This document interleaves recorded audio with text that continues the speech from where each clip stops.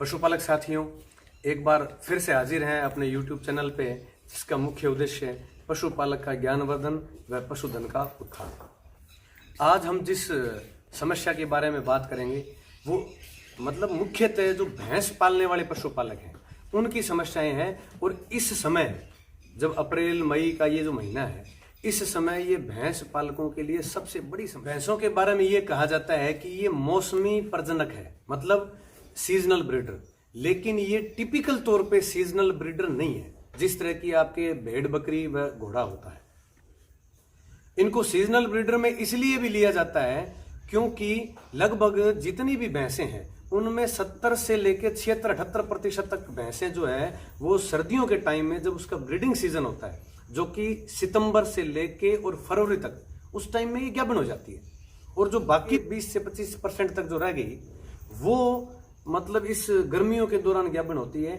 इसलिए ये जो टाइम है ये भैंस पशुपालकों के लिए, उनकी भैंसें जो पीछे दिसंबर में ब्याई थी और जो अभी आगे ज्ञापन नहीं हुई, और जो वो जोटियां जो उनकी 2.5 साल 3 साल या 3.5 साल की होगी और वो जो अभी गर्मी में नहीं आ रही, उन पशुपालकों के लिए सबसे महत्वपूर्ण समय है। ये समस्या क्यों आती है और कैसे आती है, इस पूरी बात को समझने के लिए हमें पहले भैंस के बारे में समझना पड़ेगा, जो कि सबसे महत्वपूर्ण है। भैंस के बारे में ये कहा जाता है कि भैंस का जो ब्रीडिंग सीजन है, मतलब जब वो प्रजनन करती है, वो सीजन उसका सितंबर से लेके और फरवरी तक का माना गया है। मतलब ज्यादातर जो ठंड का पीरियड है। और उसका जो ब्यांत का सीजन, जो काविंग सीजन है, मतलब आप 10 महीने से जोड़ लो, तो वो माना जाता है आपका जुलाई से लेके दिसंबर तक। अब क्या है कि जो पशु दिसंबर से लेके, दिसंबर में मान लो ब्याह गए या फरवरी में ब्याह गए, तो हम क्या कहते हैं कि आपका पशु ब्याने के बाद में 2 महीने तक उसको ज्ञापन नहीं करवाना। तो पशुपालक क्या करता है कि जो दिसंबर में ब्याह गया तो 2 महीने वो इंतजार करता है फरवरी, या फिर जो फरवरी में ब्याह गया 2 महीने और इंतजार करता है तो अप्रैल। उसके बाद वो सोचता है चलो अभी नहीं तो कोई बात नहीं, 10 दिन में बोल जाएगा, 15 दिन में बोल जाएगा, और वो इस तरह उसका समय निकल जाता है। भैंसों के साथ 2-3 चीजें और जुड़ी हुई है। एक तो भैंस का काला रंग, एक भैंस के शरीर पे जो बाल हैं वो गाय की तुलना में कम होते हैं। तीसरा, बालों की जड़ में पसीने वाली ग्रंथियां होती है जिनसे पसीना निकलता है। तो बाल कम होने की वजह से शरीर के भैंसों के पसीना भी कम आता है, तो उससे भैंस अपना जो कूलिंग सिस्टम है उसको भी गर्मियों में ढंग से मेंटेन नहीं कर पाती। और जो काले रंग की बात है उसमें आपने देखा होगा कि देसी भाषा में मैं ये कहूं कि जो हमारे घरों में पहले काले रंग की जो पानी की टंकियां होती थी, जिनके अंदर पानी बहुत जल्दी गर्म हो जाता था। इसीलिए आपने देखा होगा कि आजकल टंकियां जो है या तो सफेद रंग की आती है, या नीले रंग की आती है, या हरे रंग की आती है। दूसरा, आपने घरों में जो बर्तन देखे होंगे, जो बर्तन से हम किसी चीज को पकाते हैं, तो उसमें हम देखते हैं कि उसके जो नीचे वाला पेंदा है वो काले रंग का होता है, ताकि कम आंच से ही जो है वो उसके अंदर रखा हुआ जो माल है वो जल्दी पक जाए। तो काले रंग का ये एक दोष है कि वो उष्मा को ज्यादा सोखता है, इसलिए भैंसें जो है वो गर्मी ज्यादा मानती है। तो ऐसी स्थिति में गर्मियों के अंदर भैंसों के ज्ञापन न रहने का एक ये भी कारण है। गर्मी के सीजन में उच्च तापमान की वजह से हीट स्ट्रेस में आ जाता है पशु, और ये स्थिति और ज्यादा तब बिगड़ जाती है जब वातावरण में ह्यूमिडिटी, मतलब आर्द्रता बढ़ जाती है। और ये जो उत्तर भारत के अंदर जिस एरिया में चावल की खेती होती है, तो चावल वाले टाइम में ह्यूमिडिटी और बढ़ जाती है। पशुपालक साथियों, पशु के अंदर एक पीनियल नाम की ग्रंथि होती है, जिससे एक मेलेटोनिन नाम का हार्मोन बनता है। और वो हार्मोन जब अभी गर्मियों में दिन लंबे हो जाते हैं तो दिन में बनता है ये, लेकिन ये काम रात को करता है। तो दिन लंबे होने की वजह से रात छोटी हो जाती है, तो इस हार्मोन को काम करने के लिए समय कम मिलता है। और इसकी वजह से जो अंडाणु बनाने वाला जो हार्मोन है, या पशु को गर्मी में लाने के लिए जो हार्मोन है एस्ट्रोजन हार्मोन को जो संवेदना लेने वाले सेंसर हैं, उनकी सेंसिटिविटी को वो कम कर देता है। तो पशु क्या करता है कि गर्मी के जो लक्षण है वो खुल के नहीं दिखाता। हालांकि पशु गर्मी में आता है, इसीलिए भैंसों को जो है वो गूंगा आमा या साइलेंट स्ट्रेस, इस तरह की बातें भी भैंसों के साथ कही जाती है। दूसरा रीजन, खेती और पशुपालन दोनों साथ साथ चलते हैं। तो जैसे ही गर्मियों का सीजन शुरू होता है उसी टाइम जो फसल कटाई का, गेहूं का कार्य भी शुरू हो जाता है। तो पशुपालक साथी जो है वो गेहूं की कटाई में, फिर गेहूं को बाजार बेच के आने में, तूड़ी बनाने में और उस तूड़ी को स्टोर करने में और उसके बाद में अगली जो फसल उसको बीजनी है उस खेती के कार्य में बिजी हो जाता है। तो पशुपालन पे उतना उचित ध्यान नहीं दे पाता। जैसे ही वो खेती के इस काम से निपटता है तब लगभग आधी मई आ जाती है। ऐसी स्थिति के अंदर अब वो सोचता है कि उसकी भैंस जो है वो गाभिन नहीं हुई। तीसरा कारण ये भी है कि इस फरवरी से लेके और मई तक के दौरान कुछ पशुपालक साथी, आजकल यूट्यूब पे बहुत सारे यूट्यूबर हैं जो 100% सत्य इलाज, 100% कारगर, अचूक, रामबाण दवाई, इस तरह करके शब्दों का इस्तेमाल करके और पशुपालकों को भ्रमित करते हैं और पशुपालक उन चीजों में अपना समय बर्बाद कर देते हैं। इस तरह के इलाजों पर ना तो कोई शोध है, ना वो किसी शोध पत्रिका में छपे हैं और ना इलाज बताने वालों के पास इस तरह का कोई लिखित में उनके पास भाई इतने पशुओं का हमने इलाज किया, इतने में सफल हुआ, इस तरह का उनके पास किसी तरह का आंकड़ा नहीं है। प्यारे पशुपालक साथियों, तो आज हमारे साथ जो अग्रणी पशुपालक हैं वो हैं श्री साधु राम जी बेनीवाल। ये गांव अलावलवास, जिसको लालवास भी कहते हैं, के रहने वाले हैं। ढाणियों के अंदर इन्होंने अपना बढ़िया मुर्रा भैंस का डेयरी फार्म कर रखा है। तो साधु राम जी, आप मुझे ये बताओ कि ज्यादातर लोग जो भैंसें इसलिए नहीं पालते कि भाई गर्मियों के अंदर भैंसों का मैनेजमेंट बड़ा मुश्किल होता है। तो आप अपने पशुओं को गर्मियों में कैसे मैनेज करते हैं?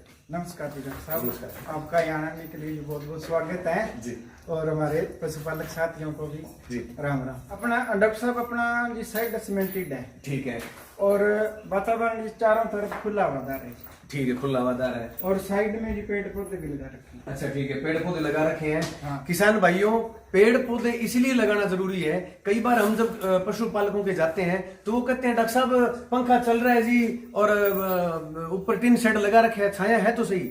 लेकिन पशुपालक साथियों, एक बात ध्यान रखो कि छतरी की छाया में और पेड़ की छाया में बहुत फर्क होता है। तो इसलिए ये कूलर का काम करती है। पशुओं को खाने पिलाने में क्या देते हैं?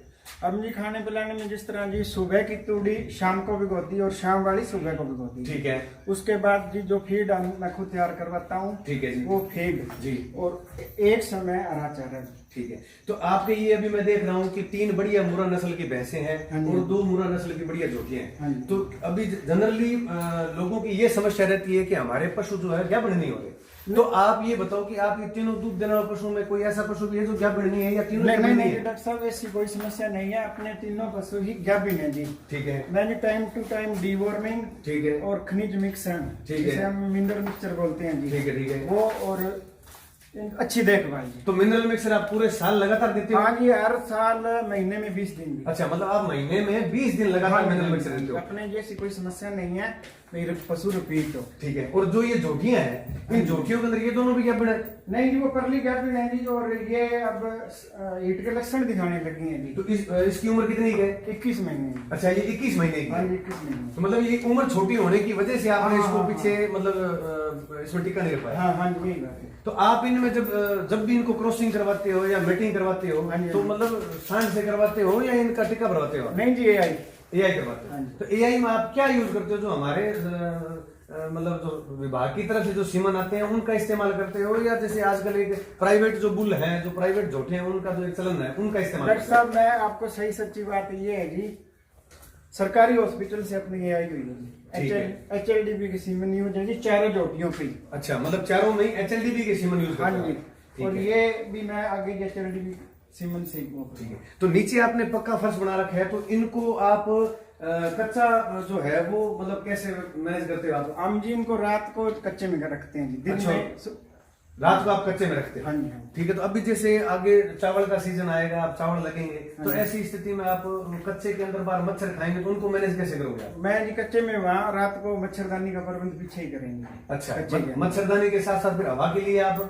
हवा के लिए जी खुला हवादार है, जैसे एक आधा कूलर लगा दिया, ठीक है, वो सिस्टम है। चलिए, तो किसान भाइयों, किस तरह ये कच्चे और पक्के की जो व्यवस्था है वो करते हैं। और सबसे बड़ी बात यह है कि इनके 5 पशुओं में से 4 जो गाभिन होने लायक थे वो चारों गाभिन है, और एक जो इन्होंने उम्र के हिसाब से देखते हुए उसको गाभिन नहीं करवाया, उसने हिट के साइन दिए, लेकिन ये कह रहे हैं कि मैं अगले 10-15 दिन के अंदर जैसे ही हिट में आएगा तो मैं उस पशु को गाभिन करवाऊंगा। तो पशुपालक साथियों, अगर आप अपने पशुओं का सही ढंग से मैनेजमेंट करते हैं तो गर्मी हो या सर्दी आप अपने पशुओं को गर्भित करवा सकते हैं, बशर्ते आपके पशु का खान पान, उसके रहन सहन की व्यवस्था और उसका जो वातावरण है ये ठीक होना चाहिए। तो ऐसी परिस्थितियों के अंदर हमें हमारे पशुओं को गाभिन करवाने के लिए 4-5 मोटी मोटी बातों का ध्यान रखना पड़ेगा। पशुपालक साथियों, जिस तरह हम घर बनाते हैं तो एक प्रक्रिया होती है, नींव खोदेंगे, नींव भरेंगे, दीवारें बनेगी, छत बनेगी। ठीक उसी तरह इस बांझपन के इलाज के लिए भी 4 सीधी सी प्रक्रिया है। नींव खोदना मतलब पशुओं में कीड़े की दवाई देना, नींव भरना मतलब उसको खनिज मिश्रण देना, उसके बाद में दीवार बनाना मतलब उनको अच्छी डाइट देना, और छत लगाना मतलब इनके बावजूद भी अगर हमारा पशु गाभिन नहीं हो रहा तो उसको हार्मोनल ट्रीटमेंट देना। हार्मोनल उपचार से पहले पशु को अपने पशु चिकित्सक से चेक करवाएं और उसके बाद में उसकी देखरेख के अंदर ही इलाज करवाएं। हार्मोनल उपचार के साथ साथ पशु को विभिन्न प्रकार की जो तनाव है उनसे रोकने के लिए, जैसे वातावरण का तनाव है या गर्मी का तनाव है, उसको रोकने के लिए पशु का जो आवास है वो छायादार होना चाहिए और अंधेरा भी होना चाहिए। भैंसें पानी के साथ बड़ी खुश रहती है, तो अगर आपके पास इतनी जगह है कि आप इनको नहला सको या जोड़ या तालाब आपके गांव में है तो पानी पिलाकर अपने जोड़ और तालाब के अंदर पशुओं को 2 या 3 घंटे नहलवाएं। अगर गांव में ऐसी व्यवस्था नहीं है तो कम से कम सर के ऊपर दिन में 3-4 बार ठंडा पानी जरूर डालें। बाजार में फोगर उपलब्ध है, तो फोगर क्या करते हैं कि छोटी छोटी फुहार टाइप में पानी को डालते रहते हैं और वो पशु की सतह को ठंडा रखते हैं। हार्मोनल उपचार की विभिन्न विधियां हैं, लेकिन जो सर्वोत्तम विधि है जिससे पशुओं के गाभिन होने के चांसेस भी ज्यादा है वो है सीडर।